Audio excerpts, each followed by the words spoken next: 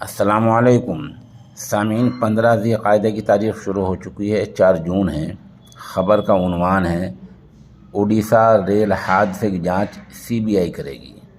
یہ اعلان وزیر ریلوے اشونی ویشنو نے آج ایک پریس کانفرنس میں کیا ہے۔ انہوں نے بتایا کہ ریلوے افسران کی اعلیٰ حکام کی سفارش پر یہ فیصلہ کیا گیا ہے کہ ریلوے میں جو حادثہ ہوا ہے، جس میں تقریباً 350 لوگ یعنی 288 لوگوں کے مرنے کی اطلاع آ رہی ہے، اس کی جانچ CBI کرے گی۔ انہوں نے یہ بتایا کہ جو لوگ مر چکے ہیں یا جو لوگ زخمی ہیں، ان کے اہل خانہ سے، گھر والوں سے رابطہ کیا جا رہا ہے اور ان کو اطلاع دی جا رہی ہے۔ بہرحال CBI کا معاملہ ایسا ہے کہ CBI کی بات سن کر اب تو ہنسی آنے لگی ہے، کیونکہ CBI وہی کرتی ہے جو مرکزی سرکار کہتی اور اس کو اشارہ کر دیتی ہے۔ لگ ایسا رہا ہے کہ ریلوے کا پورا معاملہ ٹھنڈے بستے میں چلا جائے گا۔